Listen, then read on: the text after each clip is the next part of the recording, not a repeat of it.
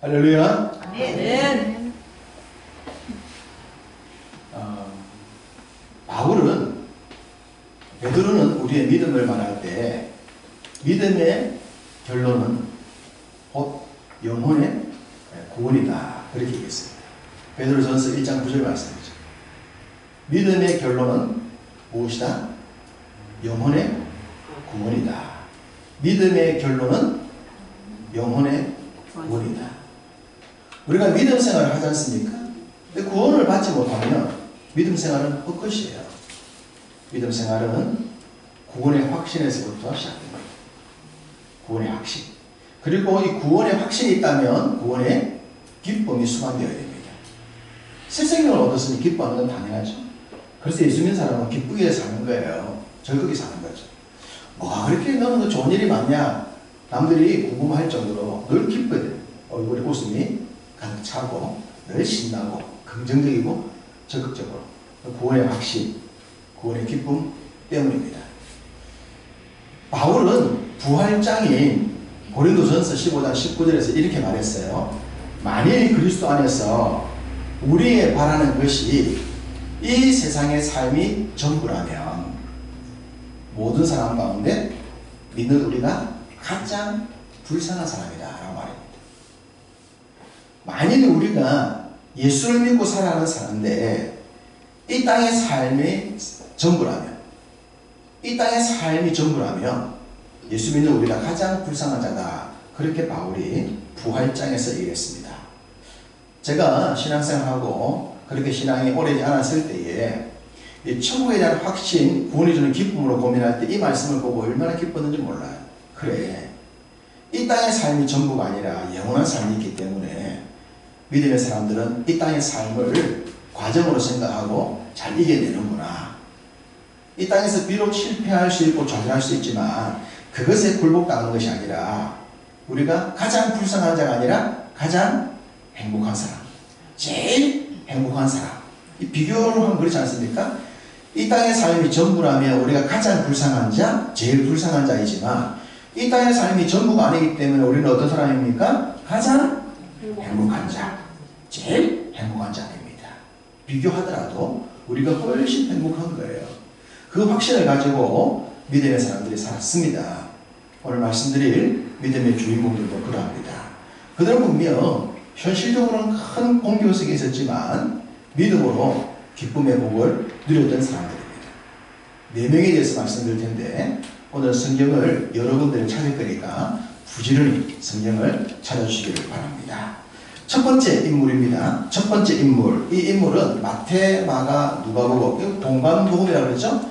공관복음에 다 기록되어져 있는 한 여인입니다. 먼저 마태복음 9장 22절입니다. 마태복음 9장 22절을 보십니다.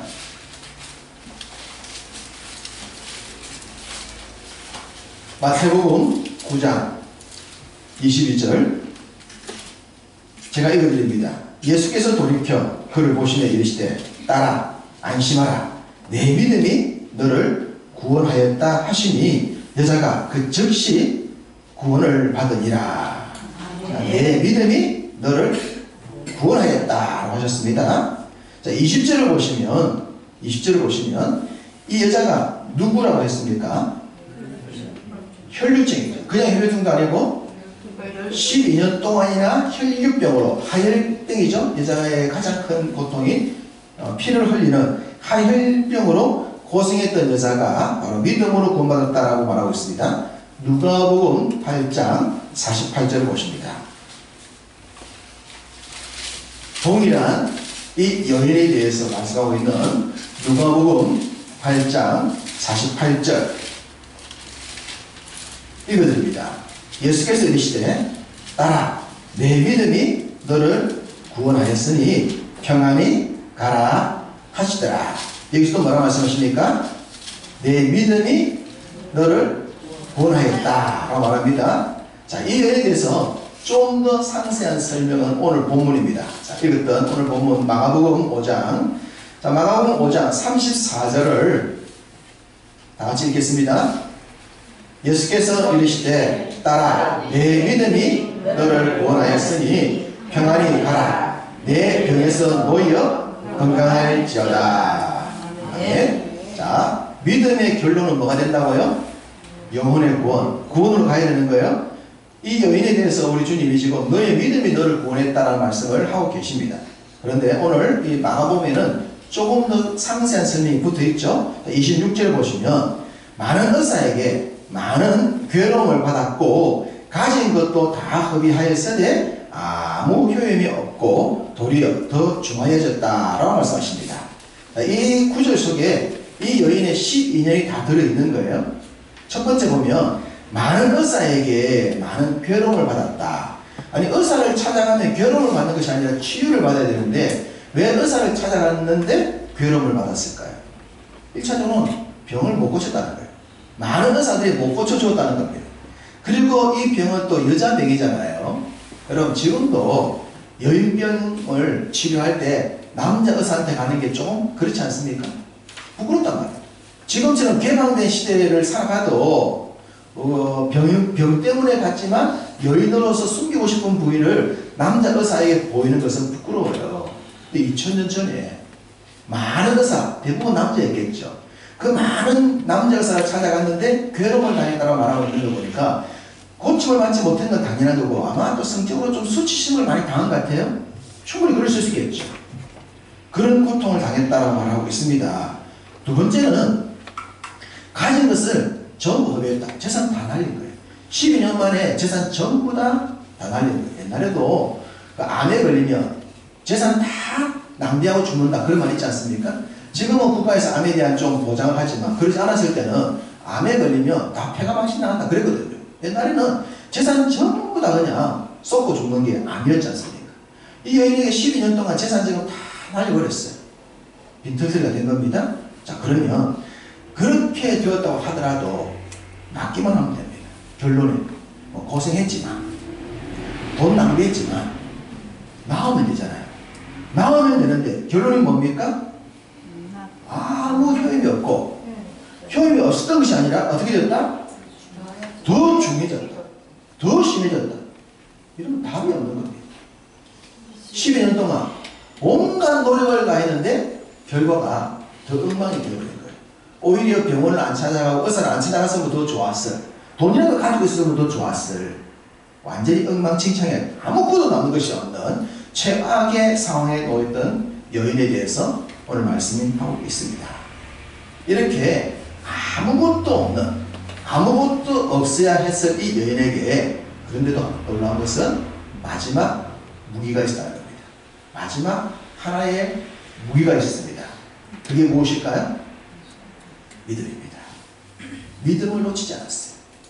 그 험악한 세월을 보내면서도 믿음을 놓치지 않았고 그의 믿음은 예수님의 옷가지만 잡아도 옷끝만 만져도 나을 것이라고 하는 그 작은 믿음 하나.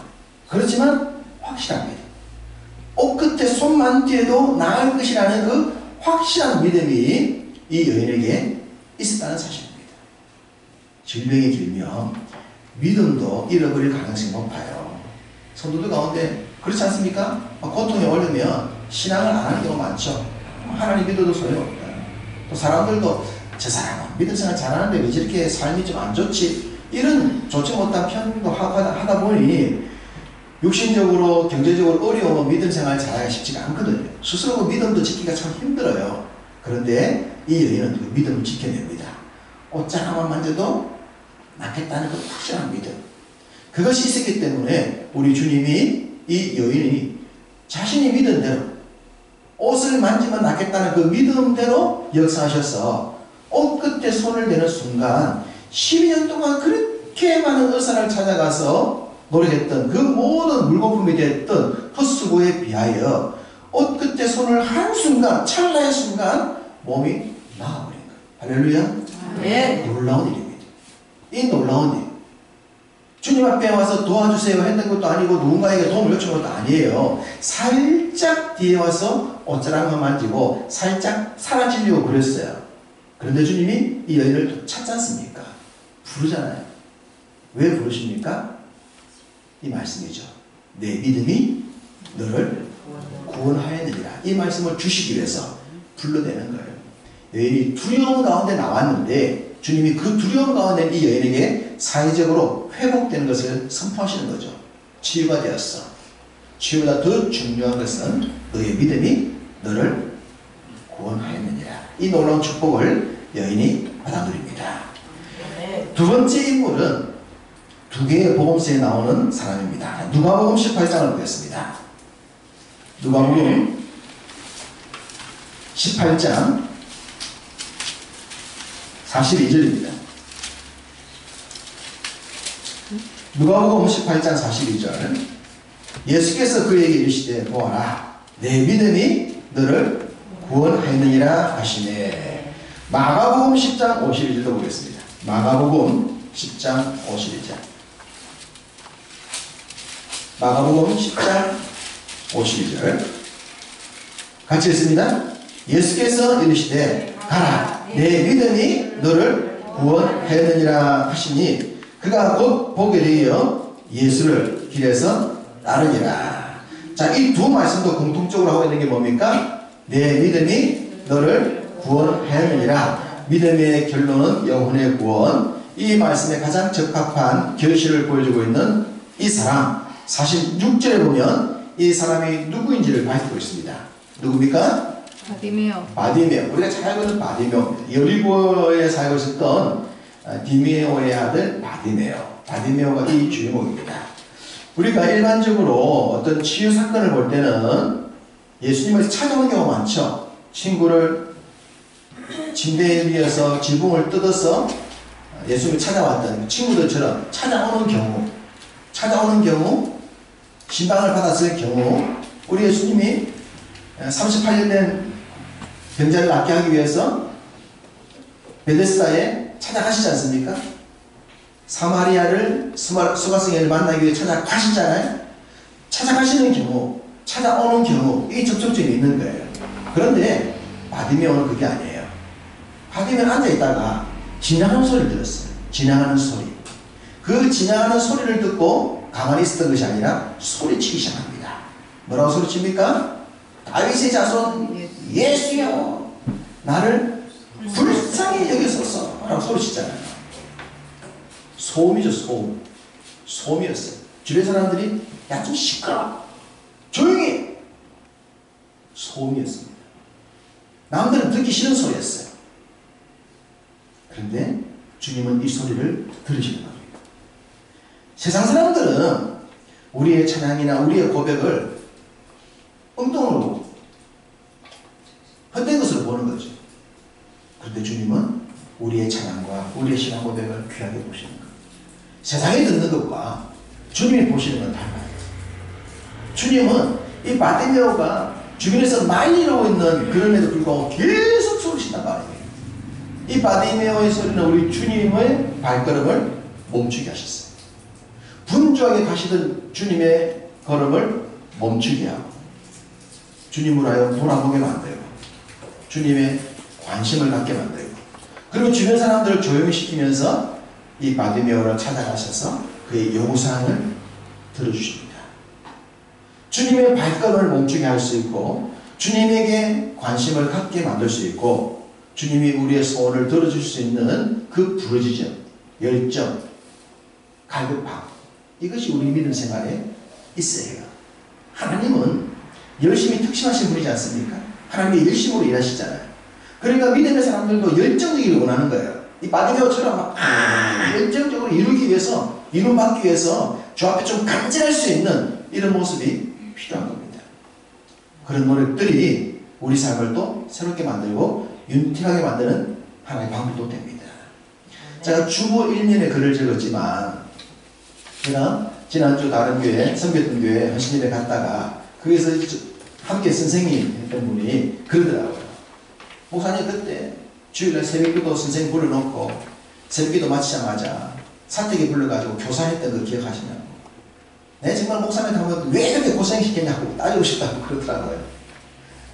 그때 제가 전도사라서 열정이 팔팔 끓을 때가 돼가지고 그렇게 새벽기도도 새벽에 하고 새벽기도 하고 난 뒤에 교사님도 새벽에 하고 목사님 요즘 같으면 상상도 할 수 없는 일입니다. 그런데요 열정이 있으면 할 수 있는 거예요. 일찍 있으면 남들이 안 하는 그 시간에 깨어서 일할 수 있는 겁니다. 이 바디메오가 열정으로 부르짖었어요. 자, 지나가는 소리를 듣고 찰나죠. 찰나의 순간. 이 여인이 옷끝에 손을 대는 것도 찰나의 시간을 잡았던 겁니다. 늘 주어진 기회가 아니었어요. 앞을 보지 못했기 때문에 볼 수가 없으니 소리에 민감해서 했는데 그날 그때 자기 곁을 지나가는 그 무리의 소리를 듣고는 그것을 놓지 않았던 찰나의 신앙이 그의 눈을 뜨게 만드는데 결론도 뭡니까?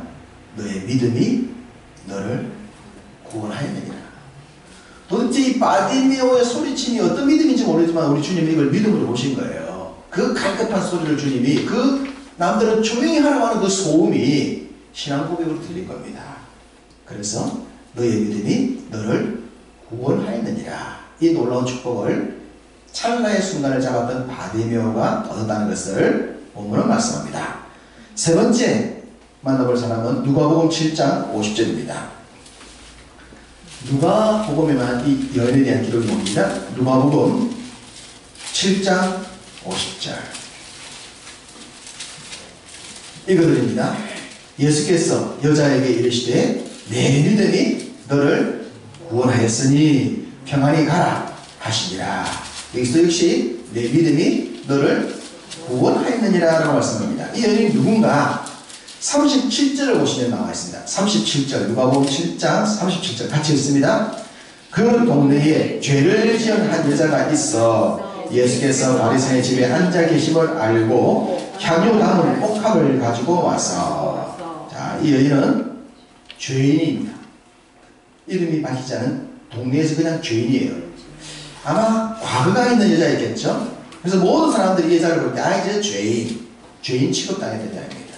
이름도 밝혀지지 않았던 죄인 취급받았던 여인인데 이 여인이 오늘 본문의 주인공이에요. 그 믿음으로 구원받았다는 주인공이 되는 겁니다.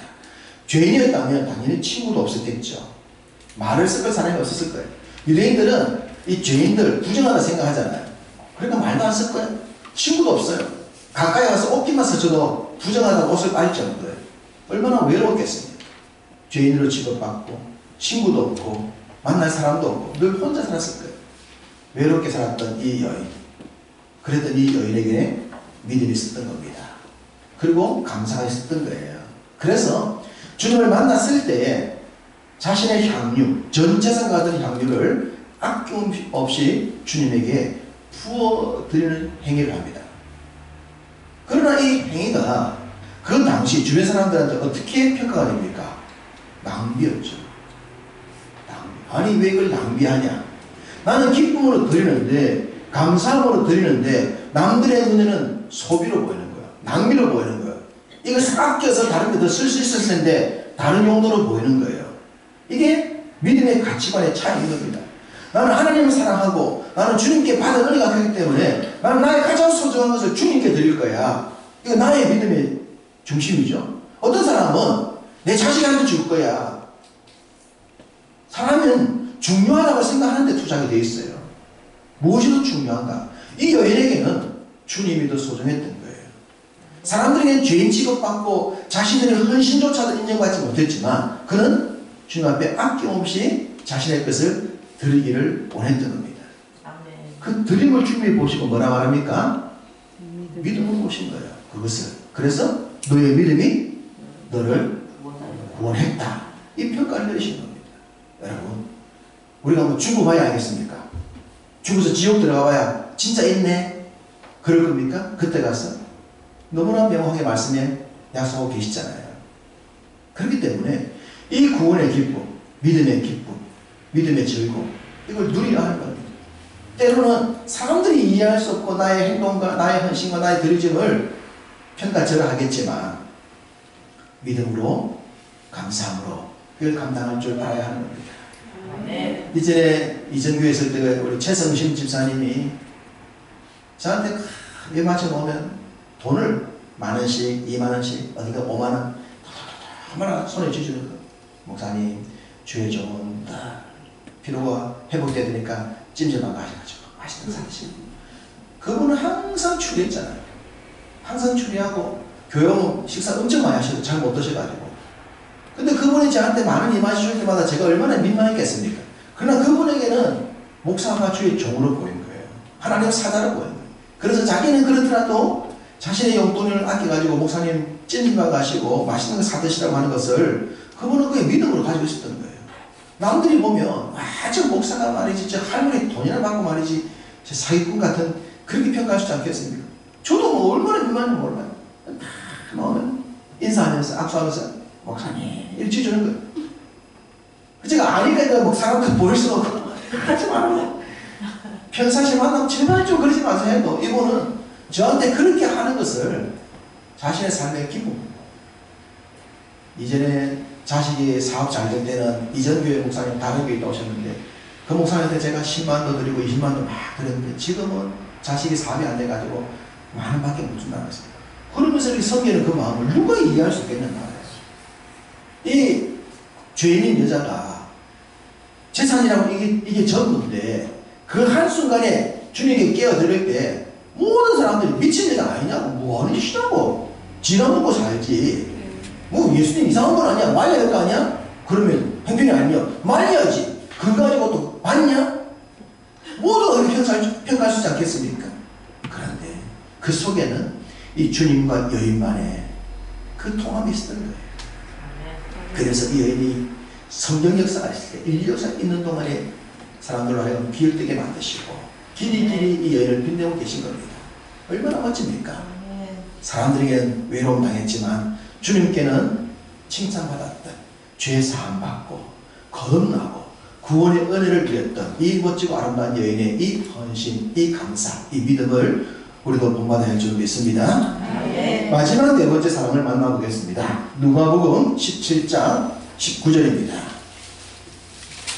누가복음 17장 19절 말씀 함께 읽겠습니다. 그에게 이르시되 일어나 가라 내 믿음이 너를 구원하였느니라 하시더라. 아멘. 역시 너의 믿음이 너를 구원했다 라고 말씀하고 계십니다. 믿음의 결론은 영혼의 구원이다. 구원이에요. 믿음은 구원으로 가야 되는 거예요.